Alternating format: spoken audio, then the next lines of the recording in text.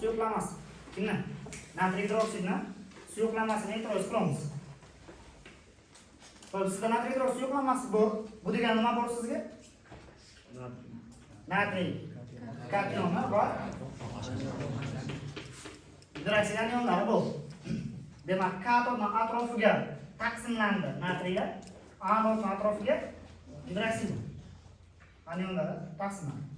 Xo'p, bu degani katodga natriy kationi boradi. Katoddan bitta elektron o'ziga qabul qilib oladi. Bitta elektron qabul qilib oladi va natriyga aylanadi. Natijada ana bu natriy katoddan chiqadi. Anodda demak, gidroksid bo'ldi. O'zida elektron bor, ortiqcha. Shu elektron nima qiladi? Beradi. Endi bu bittasi bera olmaydi. Bitta bergani bilan nima qiladi? Ayol OH degan modda yo'q, to'g'ri? Shuning uchun 4 ta gidroksid o'zaro elektronlarini beradi-yu, keyin birlashadi. Birlashganidan keyin, ya'ni 4 ta elektron beriladi, to'g'rimi? Har bittasi bittadan elektron beradi. Har bittasi bittadan elektron beradi. 4 tasi demak 4 elektron beradi.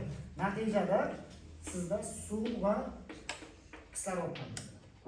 Demak, anodda paydo bo'layotgan kislorod aslida anodga borgan gidroksid ionlarning oksidlanishi natijasida paydo bo'ladi.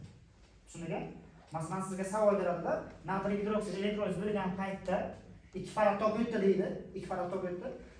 Natijada anodda chiqqan moddani emas, kislorodni so'ramayapti.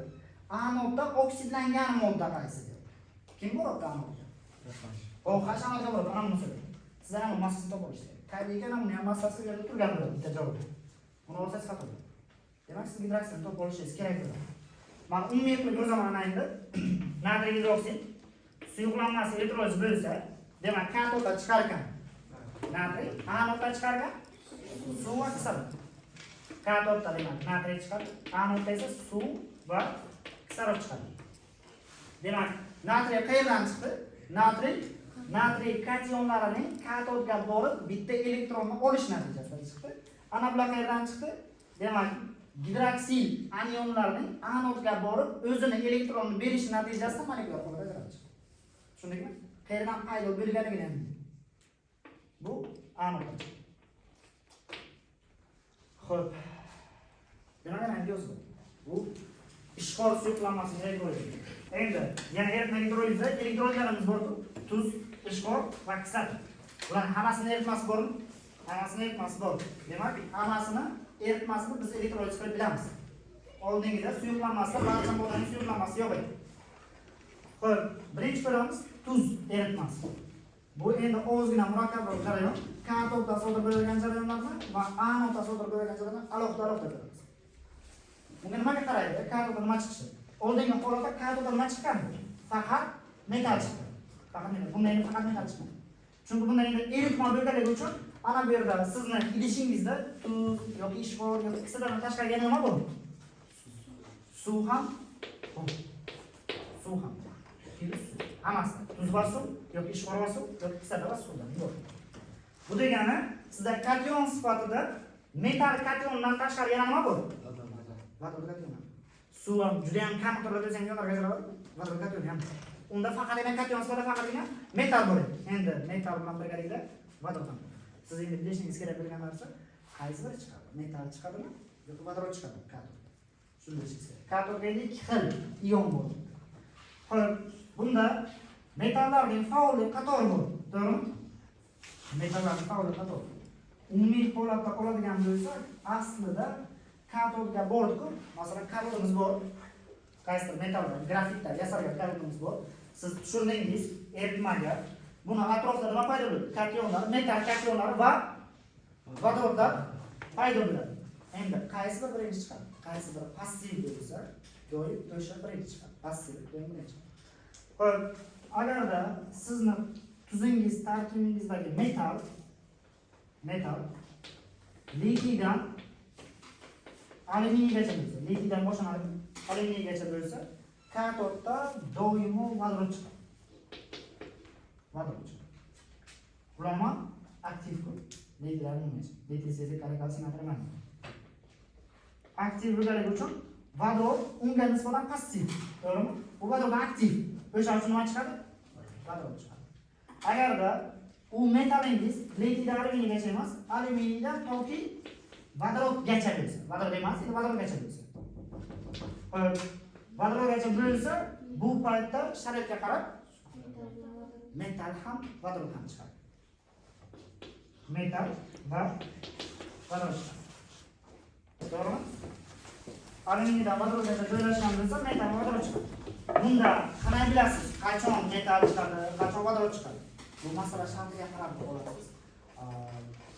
Tushunaylik. Masalan, bironta metal aytgani shu yerda ruh, to'g'rimi? Ruh sulfat. Ruh sulfat bo'lgan paytda sizda eritmangizda katoddan nima chiqishini bilishingiz uchun sizga tok beriladi. Doim Faraday elektroliz nechta farad tok hisobidan bo'ladi. 3 farad, 2 farad, ana shu berilgan farad ham metalga, ham nimaga chiqadi? Vodorod. Ana bu yerda vodorod chiqibdi degani nimani elektroliz ketadi degani? Vodorod chiqibdi, suv hisobidan chiqadi. Bunda birinchi doimo vodorodlarning barchasi chiqib bo'ladi. Agar tok ortiqcha miqdorda bo'lsa, ortib qolsa, keyin nimga ketadi? Metalga ketadi. Bunda esa, bu ham tok berildi. Endi bu metal ham chiqishi mumkin vodoroddan. Birinchi metal chiqib boshlaydi. Nechta farad o'tkazilgan? 3 farad tok o'tkazilgan. Masalan, yarim faradga metal chiqib, qolgan 2,5 faradga nima chiqadi? Vodorod chiqadi. Yoki boshqacha bo'lishi mumkin. 2 faradda metal chiqib, qolgan 1 faradda vodorod. Buni bilib qo'ying. Shuning uchun bu x-ga 3 ketadi. Tushundingmi? Undan keyingi metal, vodoroddan keyinda turgan metallar esa passiv metallar. Vodoroddan keyin. Faqat metal chiqadi. Chunki shu vodoroddan passiv bo'ladi. Doim birinchi passiv chiqadi. Demak, faqat metalni o'zi chiqadi. Xo'p, tushunarlimi shu narsa? Endi anodda sodir bo'lgan jarayonni ham ko'ramiz. Anodda sodir bo'lgan jarayon. Bunda yana kislota qoldig'imiz nima bo'lishi mumkin? Kislorodli bo'lishi mumkin yoki kislorodsiz bo'lishi mumkin. Agarda anodda kislota qoldig'imiz birinchi kislorodsiz. Kislorodsiz bo'lsa, masalan, bromin yoki xlorid bo'ladigan bo'lsa, odatdagi holat bo'yicha nima chiqadi? Kislota qoldig'ining o'zi molekulyar holatda chiqadi. Kislorodsiz bo'lsa, demak, molekulyar kislota qoldig'i deymiz. Masalan, bromin bo'lsa, brom chiqadi. Xlorid bo'lsa, xlor chiqadi. Molekulyar kislota qoldig'i. Xo'p, kislorodli bo'lsa-chi? Kislorodli bo'lsa yoki ftorli bo'lsa deymiz. Ftorli bo'lsa. Bunda chiqadi anodda nima? Faqat kislorod chiqadi. Anodda faqat kislorod chiqadi. Ya'ni kislorod qoldirmiz. Sulfat bo'lishi mumkin, to'g'rimi? Sulfat bo'lgan paytda ham nima chiqadi? Kislorod chiqadi. Endi o'ylang. Ana bu chiqayotgan kislorod qayerdan chiqadi? Qayerdan chiqadi? Sulfatdan. Masalan, sulfat deymiz-ku. Sulfat anionimiz bor. Undan kislorod chiqadi. Nima uchun? Sulfat kislorodli. Kislorod chiqargan. Kislorod qayerdan chiqadi? Ana bu. Qanday bu? Suvdan chiqadi. Sulfatdan emas. Sulfatda hech qanaqa o'zgarish sodir bo'lmaydi. Faqatgina u suvdagi gidroksil ionlarning 4 tasini birgalashib kislorod chiqarish hisobidan paydo bo'ladi. Tushundingmi? Tamom. Mana bu kadrodda anodda sodir bo'lgan jarayon. Endi bitta xohlagan tuzingizni ayting. O'shani misol tariqasida ko'ramiz. Kim? Kaliy sulfat. Endi bu qanday? Birinchi oralardan bitta ko'ramiz, bundan bitta ko'ramiz. Kaliy sulfat. Sizga eritmangiz bor. Bu elektrozni yozgan paytingizda kaliy sulfat plus nimasi ham bor bunda? Suvi ham bor. O'zi emas faqat. Xo'p, bu degani sizni katodingizda nimada bu? Kaliy sulfat eritmasi bor. Katodda nima bor? Katodda kaliy kation bor. Ana bundan chiqqan kaliy bor. Bundan vodorod kation. Xo'p, anodga bordi. Sulfat anioni va bundan chiqqan kislorod emas, gidroksil. Xo'p, yoki o'zini ionlarga ajratib qo'yish shart emas, to'g'ri? Bundan ikkita kaliy bitta sulfat chiqadi. Bundan H va H chiqadi. Ana shu ionlarni yozib bo'ldi. Katodga kaliy bilan vodorod bo'ldi, anodga sulfat bilan gidroksil bo'ldi. Endi elektroliz bo'lgan paytida katodga birinchi chiqadigan qaysi biri? Qaraysiz, bu yerda metalingiz qaysi o'rnda turibdi? Birinchi o'rinda turibdimi? Kaliy birinchi o'rinda aktiv. Bunda kaliy vodorod chiqadi. Vodorod qayerdan chiqadi? Kaliydan. Bundan emas. To'g'rimi?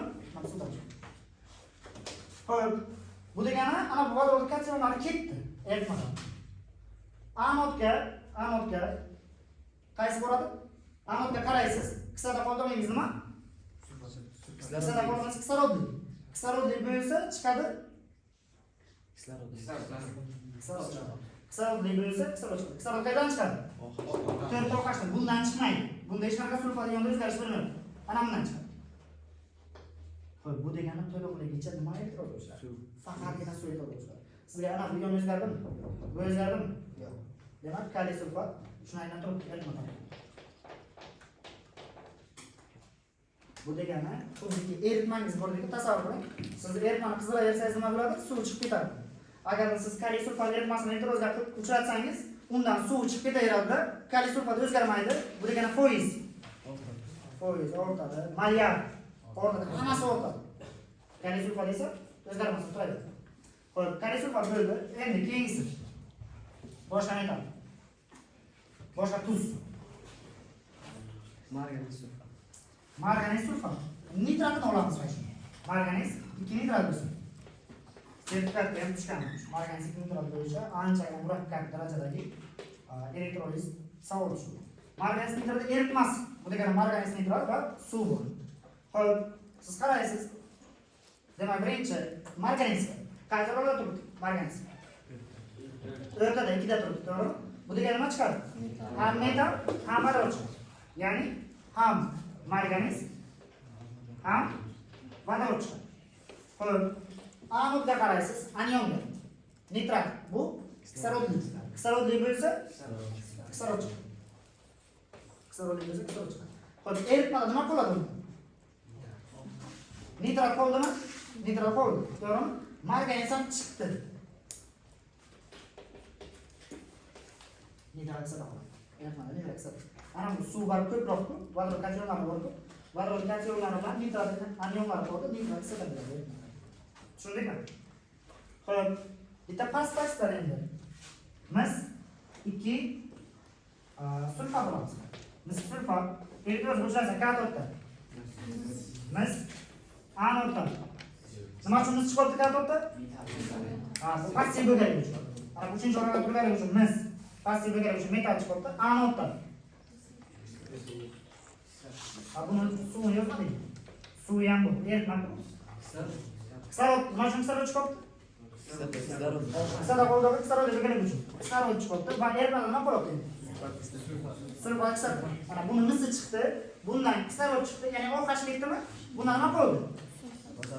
Bundan vodorod qoldi, bundan esa sulfat qoldi. H ketdi. Eritmada sulfat. Sizning dastlabki eritmangiz elektrolizdan oldin sulfat eritmasi bo'ladi. Elektrolizdan keyingi eritma nimaniki bo'ladi? Sulfat eritmasi bo'ladi. Masala ishlashda shunday qarab chiqadi. Tushundingmi? Ana bu yerda dastlabki eritma bilan keyingi eritma bir-biridan farq qiladi. Misk sulfat, keyin sulfat. Bunda esa dastlabki eritma ham kaliy sulfatniki, keyingi eritma ham kaliy sulfatniki. Tushundingmi? Ana bu eritma elektrolizi. Tamam. Mana ko'ramiz. Men kimga aytsam, o'sha aytadi. Masalan, san ayt. Litik gidroksid. Litik gidroksid eritmasini elektroliz qilamiz. Katoddan nima chiqadi? Anoddan nima chiqadi? Hop. Katoddan. Katoddan qashib chiqadi. Vodorod chiqadi. Nima uchun? O'sha litiyda ham birinchi o'rinda turganligi uchun katoddan, demak, vodorod chiqadi. Katoddan deymiz, vodorod.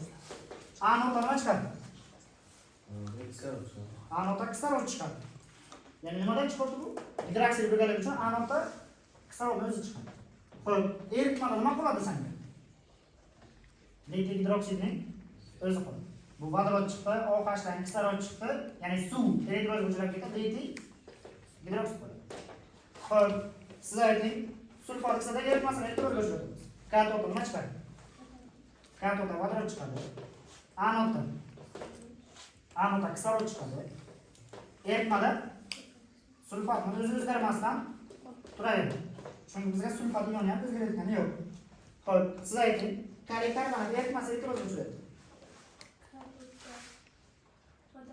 Sabab katoddan vodorod chiqishga? Ha, birinchi o'rinda bo'lganligi uchun K to'pdan vodorod chiqadi yana. K to'pdan vodorod. Anoddan kislorod chiqadi. Sabab anodimiz kislorodli bo'lganligi uchun anoddan kislorod chiqadi. Yana bu degani suv e'tirozga uchradi. Kaliy karbonat o'zgarmasdan turadi. Xo'p, endi doim sizga katoddan anoddan modda chiqdi-ku. Katoddan anod massa o'zgarishini so'raydi masalalarda. Demak, dastavval katoddan anodni tushirdingiz, grafitdan yasalgan, ko'mirdan yasalgan tushirdingiz, elektroliz tugadi, tok tugadi. Undan keyin katoddan anodni massasi qanday o'zgaradi desa, qanday o'zgaradi hozir? Mana shu jarayonda. O'zgarmaydi. Sabab Gaz. gaz chiqibdi, u katodni borib katodga yopishmaydi-da, massasini orttirmaydi. Va anod ham erib ketayotgani yo'q, to'g'rimi? Hech qanday o'zgarish bo'lmayotgan. Prosta anodda vodorod katod tarafdan borib chiqib ketyapti. Kislorod esa chiqib ketadi. U katoddan anodga hech qanday ta'sir qilayotgani yo'q. O'zgarishsiz qoladi. Tushundingmi? Bu yoqqa o'tamiz. Xo'p, kaliy xlorid. Sanaymi? Kaliy xlorid emas. Katoddan. Kaliy qaysi bo'ladi?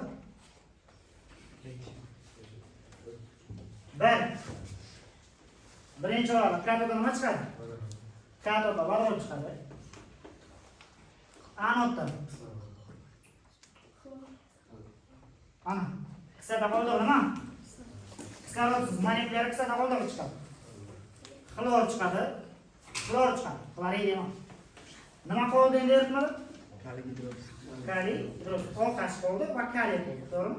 Mana buni kaliy chiqqani yo'q. Bu xlor ketdi. Bundan esa nima ketdi? Vodorod ketdi. OH qoldi. Bundan kaliy qoldi, bundan OH. Kaliy gidroksid aytmadi. Xo'p. Rux nitrat. Siz aytgan qaramanga, rux nitrat eritmasmi, suyuqlanmasmi? Suyuqlanmas, chunki suv yo'q. Xo'p, katoddan nima chiqadi? Suyuqlanmaydi deb o'ylashadi. Rux nitratdan.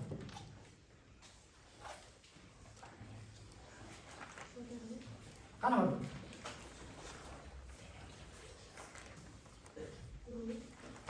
Ruhni o'zi chiqadi, chunki kation sifatida faqat nima bor?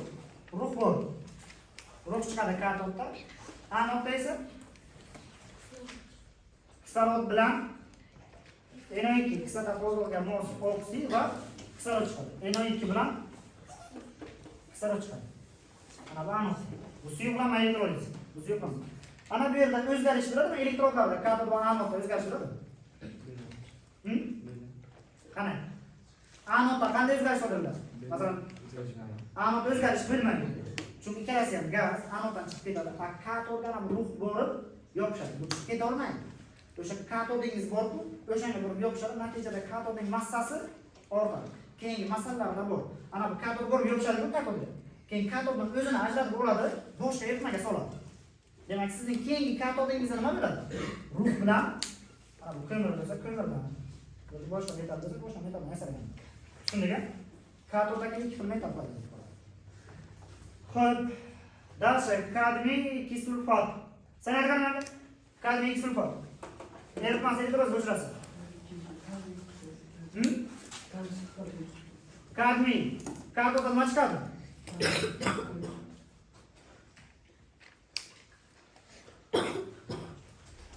Katodda tesis. Katodda kadmiy sulfat chiqadi. Katodda kadmiy bilan vodorod. Kadmiyga qara, kadmiy qaysi o'rinda turibdi? Mana ikkida turadi kadmiy. Ikkida turganligi uchun ham kadmiy, ham vodorod deymiz. Endi bu masala shartiga qarab olamiz. Hali masalasini ko'ramiz. Kadmiy va vodorod. Anodda kislorod o'zida. Tamam. Kislorod. Ertada nima bo'ladi? Sulfat kislorod qoladi. Xo'p. Endi siz aytgan nimanga? Natriy nitrat. Natriy nitrat eritmas elektrod o'chirasiz. Katoddan. Katoddan vodorod chiqadi. Anoddan. Anoddan nima chiqadi? Qarang, anion sifatida nima bor sizda? Ana natriy nitrat nima sizga ko'rasiz?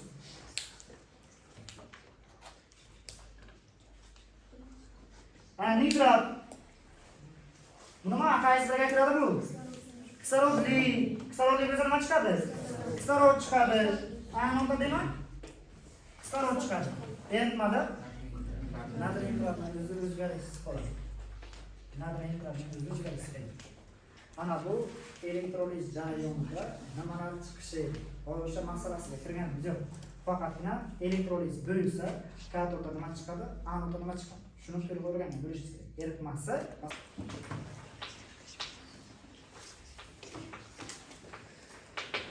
demak, Faraday degan olim 1836-yilda elektroliz bo'yicha ikkita qonunni tasdiqladi. Xo'p, birinchi qonun aytadiki, elektrolit eritma yoki suyuqlama idishda bor deydi. Elektrolit eritma yoki suyuqlama orqali sen elektr tok o'tkaz.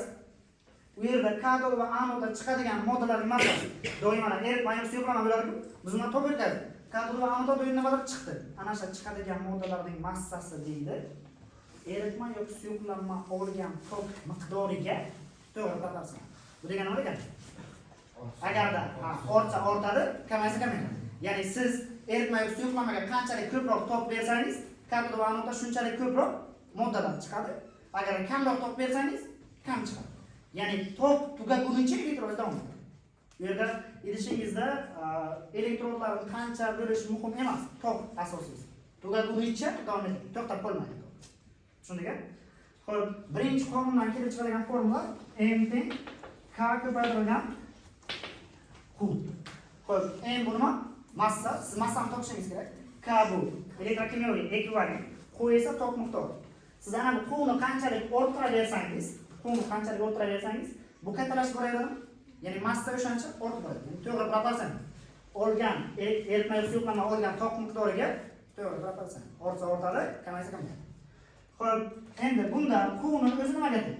Q tok miqdori bu I ko'paytirilgan T. Bu I nima? Bu tok kuchi. Bu tok miqdor, bu tok kuchi amperda beriladi. 5 amper, 2 amper, nechta amper. T esa ana shu tok kuchi qancha vaqt davomida o'tganligi.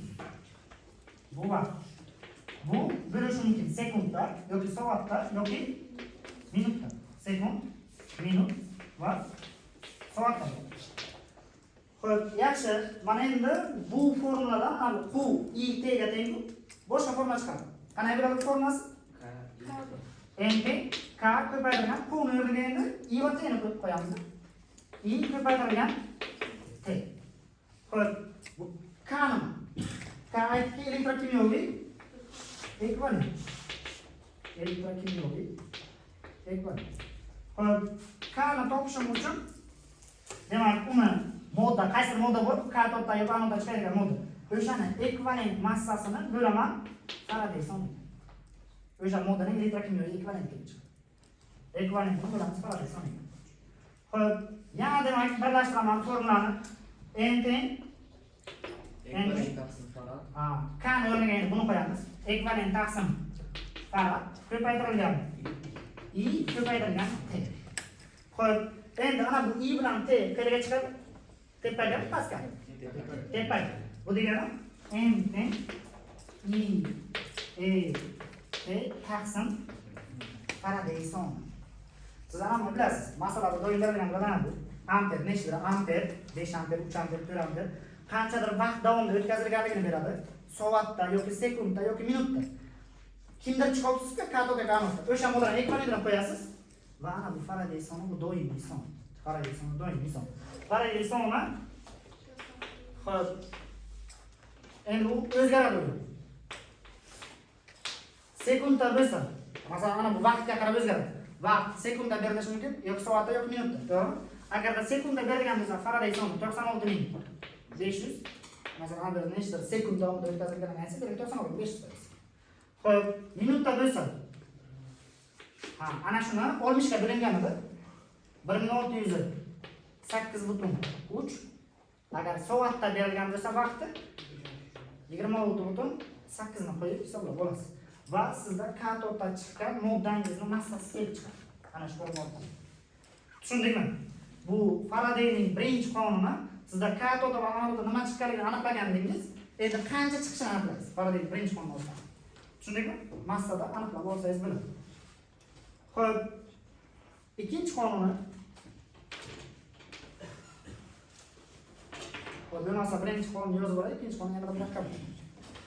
Farad tok o'tganligini bilishimiz kerak. Aytmadan doim nechta farad o'tadi? O'shani qanday topib olasiz? Buni ham formuladan topamiz. I ko'paygan T taqsim farad son. Masalan aytamizku 2 farad, 3 farad deb. O'shani birinchi topib olishingiz kerak sizga. Necha farad topib berilyapti o'zi. Bu uchun masala shartda amper berilgan bo'ladi, ya'ni bu I tok kuchi qancha vaqt davomida o'tganligi aytiladi, soat, sekund yoki minutda. Bu esa ana farad sonlar 96500, 1.8 20.8. Va shularni hisoblab topsangiz, eritmangizdan o'tgan tok kelib chiqadi. Necha farad ekanligi. Shu orqali topib olasiz. Xo'p, keyin bizga elektrokimyoviy ekvivalent bor. Elektrokimyoviy ekvivalent nima degani?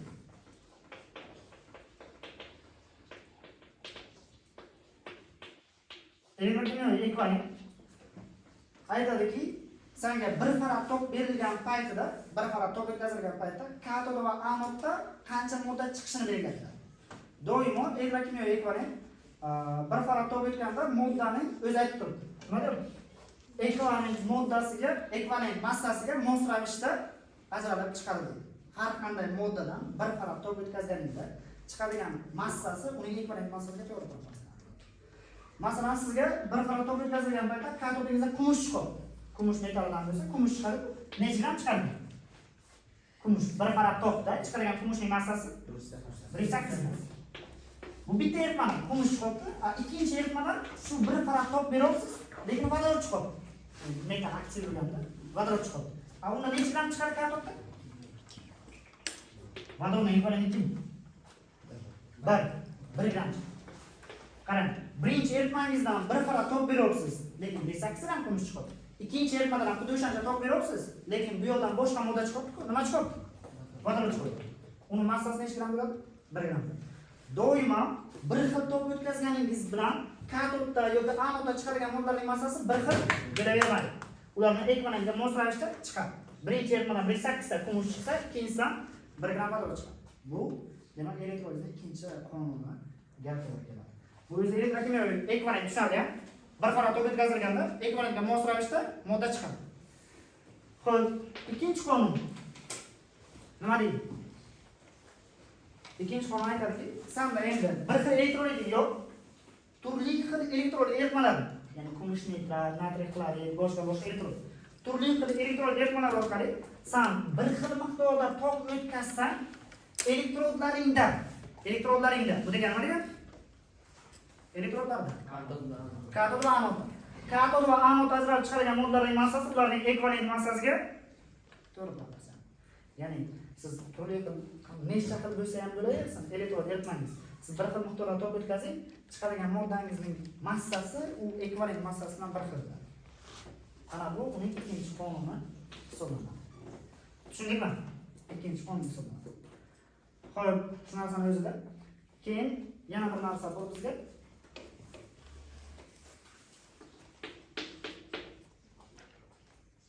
Faraday teng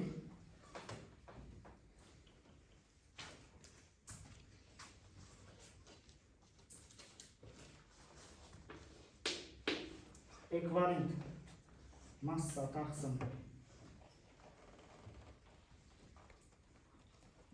Faraday miqdor berilgan, Faradayning tok formasi miqdor berilgan. Agar sizga beradi 2 mol misk sulfat eritmang bor. 2 mol misk sulfat eritmangiz bo'lsa, necha farad tok o'tadi? Qanday topasiz buni? Sizga 2 mol misk sulfatingiz bor. Bu uchun o'sha miqdor berilgan to'g'ri ana formada qo'yib o'tirmaysiz. Necha farad tok o'tganligini topishingiz uchun miqdor berilganda, ya'ni miqdor qaysi berilgan? Miqdor berilganda faradni topishingiz uchun berilgan miqdorni o'sha elementning valentligiga ko'paytirasiz. Masalan, 2 mol bo'lishi mumkin bitta eritmangizda misk sulfat. Bitta eritmangizda nima bo'lishi mumkin? Natriy xlorid. Xo'p, 2 mol misk sulfat birinchi idishda elektrozga uchragan bo'lsa, u uchun necha farad tok ketgan? 2 mol uchun necha farad tok ketgan? Birinchi qarang, 2 mol to'g'ri, valentligi necha? 2 da bu valentlik nima degani? Ana bu ekvivalentini topishda valentlikka bo'lasiz-ku, ekvivalent topishda. Masalan, misk sulfat yo'qmi? Misk sulfat ekvivalent topishda massasini bo'lasiz. Valentinga nechiga? 2 ga. Ana shuni ko'paytirasiz. Demak, 2 mol misk sulfat uchun kerak bo'lgan tok necha farad bo'ladi? 4 farad bo'ladi. Demak, misk sulfat bo'lsa 2 molga bu tezroq topish. Faradni topasiz, 2 ni ko'paytirasiz, mana endi 4 farad bo'ladi. Misk sulfat uchun. Xuddi shunday, lekin endi elektrodingiz natriy xloriddan yasalgan bo'lsa, elektroding natriy xloriddan iborat bo'lsa, bu ham 2 mol. Lekin bu uchun necha farad topgan? 2 farad. Chunki buni faraddan topish uchun 2 ni ko'paytiramiz, 1 ga. Teng bo'ladi 2 farad. Miqdor bir xil, lekin ularga ketadigan tok har xil. Yo'q, teskarisini berish mumkin. Sizga 3 farad tok o'tdi deydi. 3 farad tok o'tgan paytda necha mol misk sulfat e'tiroz o'chadi. Ya'ni sizga ham faradni berib qo'yapti, nimani so'rayapti? Miqdorni so'rayapti. Qanday topamiz? Miqdorni topishim uchun faradni bo'laman valentlik. Demak, 3 farad tok necha mol misk sulfatga yetadi? 1,5. Necha mol natriy xloridga yetadi? 3 mol natriy xloridga yetadi. Ana bu miqdorni topib olib, tezroq topish. Uni hisoblagan. Tushunarlimi? Agar miqdorga bilmaysiz. Yoki chizim ham bergan bo'lishi mumkin, siz o'zingiz xulosa qilib olasiz. Ana bu birinchi ish, bu esa ikkinchi ish. Darsi 3-chi, 4-chi ishni berish mumkin. Xo'p. Birga elektrod tushiriladi. To'g'rimi? Elektrod tushiriladi. Va ana buning elektrodi bilan buni elektrodi o'zaro ulangan bo'ladi.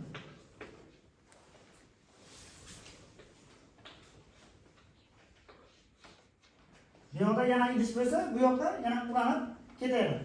Ya'ni kator va anodlar ulanib ketaveradi. Agarda ikkita idish bilan tugagan bo'lsa, bular demak o'zaro bog'lanadi, hammasi bitta to'planmaga bog'langan. Oxirida. Keyin siz tok berdingiz. Masalan, tokni endi amperni aytadi, vaqtini aytadi, siz nimasini topib olasiz?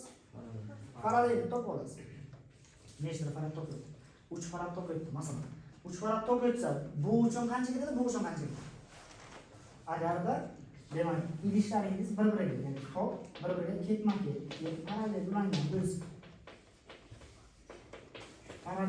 bo'lsa, siz topib olasiz, necha farad topib o'tganligini, umumiy holatda necha farad topib o'tganligini, ya'ni bular o'zaro bog'langan bo'ladi. Tok bilan bog'lab qo'yamiz shu yerda. Tok. Demak, necha farad tok o'tgan bo'lsa, bunga ham xuddi o'shancha farad ketadi, bunga ham xuddi o'shancha farad ketadi. Masalan, bunda nima bor? Bunda misk sulfat bor, bunda esa natriy xlorid bor. Misk sulfat bor, natriy xlorid bor. 3 farad tok o'tgan bo'lsa, bunda chiqadigan katoddagi metal kim? Mis. Bunda chiqadigan katodda vodorod. Bunda 3 faradga mos ravishda mis chiqadi, bunda 3 faradga mos ravishda vodorod chiqadi. Agarda misk sulfat va natriy xlorid yetarli bo'lsa, ba'zan misk sulfatingiz kamroq bo'ladi. Masalan, 1 mol misk sulfatingiz bor. 1 mol misk sulfatga necha farad top kerak? Qayerdan olamiz 2 farad? Farad teng ko'paytirgan valentliga, to'g'rimi? 1 mol misk sulfat deyman. 1 mol bo'lsa, lekin sizga berilgan tok necha farad? 3 farad. Bu ham 3 farad bundan ham top ketadi. Bildingiz, umumiy hammasidan bir xil. Siz asosiy narsani shu edi. Ketmaga parallel ulangan bo'lsa, demak, berilgan farad barcha eritmalar uchun bir xil bo'ladi.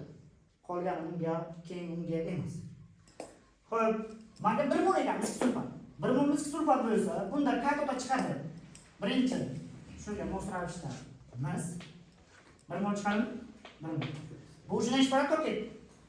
2 farad. Tugadi misk. Lekin sizni topingiz qancha? 3 farad. To'xtaydi shunday elektrolingiz?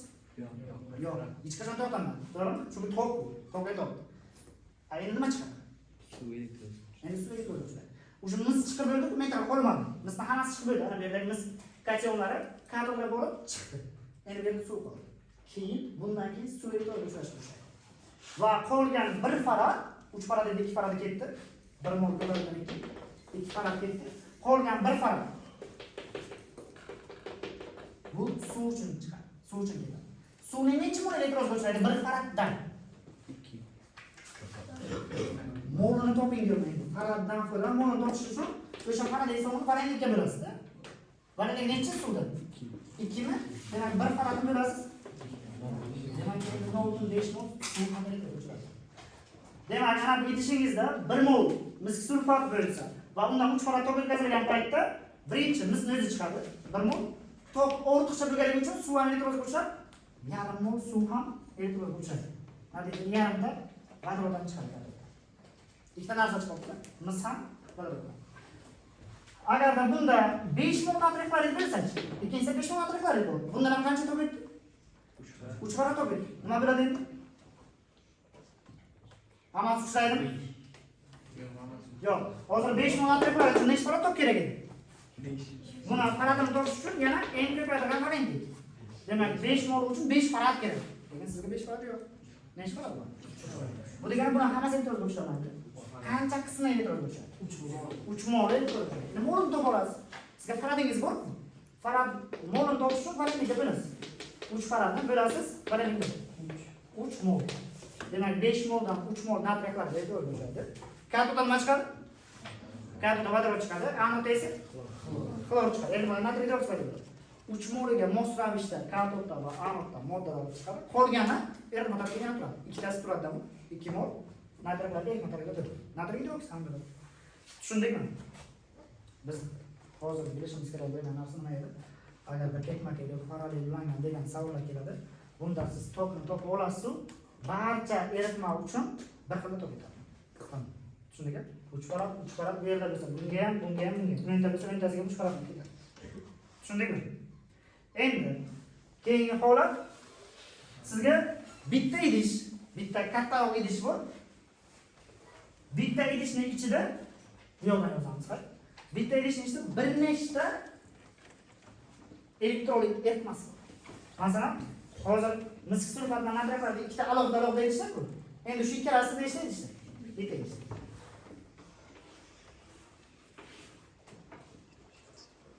Hop. Oraya kumush nitrat deymiz. Mis 2 nitrat. Hop. Rux nitrat. Bitta idishda 3 xil elektrolit bor. Buni ichi komponentga bo'ldi. 3 komponentga eritmadi. Ana shu orqali men tok o'tkazdim. Ya'ni necha farad tok o'tkazdim? Ya'ni keling 3 farad tok o'tkazdim.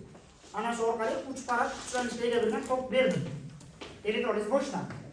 Endi bularni miqdori har birini siz topasiz necha moldan ekanligini. Masalan, bu 1 mol bo'lsin. Hammasi 1 moldan bo'lsin. Bu ham 1 mol, bu ham 1 mol.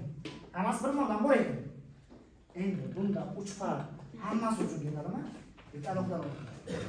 Endi bunda agarda siz masala shartdan tushunib olishingiz kerak, bir necha xil elektrolitlar bitta idishda bo'lsa, bunda birinchi katodda bo'lib qaytariladigan metal bu qaysi bo'ladi? Katodda hozir 3 xil metallar paydo bo'ladi atrofda, to'g'rimi? Katodda ham kumush bor, ham mis bor, ham rux bor, ham vodorod bor.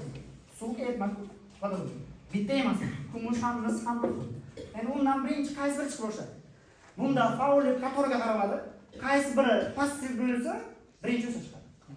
Demak, unda mis, mo, kumush o'rtatiladi. Demak, birinchi kumush chiqadi. Kumush chiqadi-ku, 1 molga mos ravishda.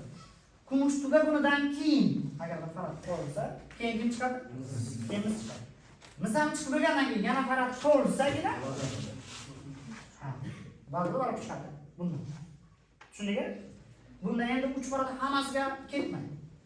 Birinchi qaysidir tok qolgan tok keyingisiga, qolsa yana keyingisiga bo'lmas turadi. Endi qaraymiz. Yana o'sha formulamiz. Farad eng ko'paytirgan variant. 1 mol kumush nitrat uchun necha farad ketadi? 1 farad sarflandi. 1 farad. Bunda 1 mol kumush chiqdimi? Katodda. Katodda hozircha 1 mol kumush chiqdi. Alohida elektrolit tenglamasini yozib o'tirmayman. Kumush radiyus, kumush kislorod nitrat. Xo'p, keyin kim ushlaydi? Misk nitrat. Xo'p, necha faradim qoldi mana? 2 farad qoldi, to'g'ri? 2 faradimiz qoldi, 3 farad edi, 1 faradimiz ketdi, kumush ketib bo'ldi. Mis 1 mol bor, necha farad kerak bu uchun? Bu uchun 2 farad kerak o'zi. O'zi qancha qiladi? 2 farad qiladi, to'g'rimi? O'sha qolgan ikki faradni biz kengaytirib chunki bunga qoldimi to'g'ri? Bunga qolgan. Demak, elektroliz ana shu yerda turadi. Demak, katoddan keyin yana nima chiqdi? Kumush chiqdi va qanchamiz? Qanchamiz? 2 farad tok ushlanishi uchun necha mol chiqadi? 1 mol chiqadi. 1 mol mis chiqdi, o'sha turadi. Elektroliz. Sizni keyingi eritmangiz nima bo'laydi? Rux nitrat, tamam? Suv bor, yana rux nitrat elektroliz o'chiramadi, turibdi. Rux nitrat suv bor, suv ham turibdi. Yana nima bor? Nitrat kislota bor. Chunki anaqa elektroliz o'chiradi. Elektroliz tenglamasini yozgan paytingizda katoda kumush, anoda kislorod eritmadan nima paydo bo'ladi? Nitrat paydo bo'ladi. Bu ham nitrat paydo bo'ladi. Nitrat kislota ham paydo bo'ladi. Keyingi eritmangizda ikki komponent eritmadi. Tushundingmi? Xo'p, bu ikkinchi holat. Xuddi shunday kislota